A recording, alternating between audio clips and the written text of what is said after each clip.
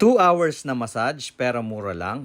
Natagpuan namin yan sa may JB. At talaga namang mala VIP treatment kasi may kasama na siyang hot and cold jacuzzi. At ang tinutukoy ko nga ay ang Tong Thai Traditional Thai Massage. Actually, super dami ng branches nila. Ang napili nga namin ay located sa second floor ng KSL City Mall.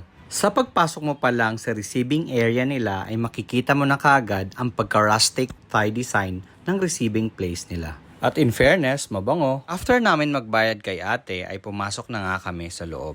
Guys, si ate pala ay Pinay at talaga namang napaka-friendly at accommodating. At guys, pagpasok mo, ito na yung place kung saan lilinisan yung paa nyo.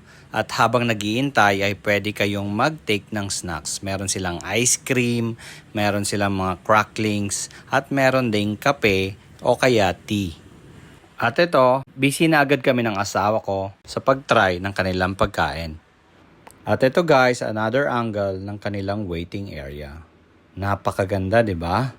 Isa sa mga nagustuhan ko sa place nila ay itong mini fish pond or aquarium. Ewan ko kung anong tawag nito. At ito namang area na to, dito lilinisan ang inyong mga paa bago kayo i-massage. Kapag foot massage or foot reflex ang kukunin nyo guys, dito naman yung place. At dito, start na ang linisan ng aming mga paa. So, yan si ate. At eto naman, ang aking asawa, nililinisan din ang kanyang paa. Alright. And then, pupunasan ng tuwalya, i-dry up, and then, we're ready to go.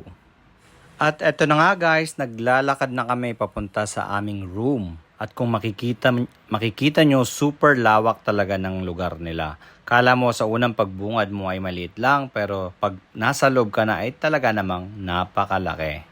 And finally, eto na ang aming mala VIP room. Tingnan nyo guys, talaga namang ang ganda-ganda, diba? Tingnan nyo, yun oh. At dito naman tayo sa kabila para sa isang another angle ng place. Super ganda talaga. Oh, tingnan nyo, 'di ba?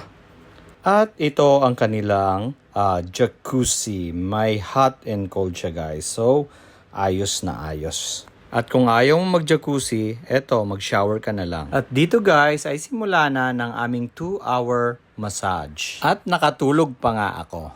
And after the massage, we must enjoy the jacuzzi. We have 30 minutes to use the jacuzzi or the shower. And after that, ay bumalik na nga kami dun sa waiting area at dun naman namin ininom ang kanilang mainit na tsaa.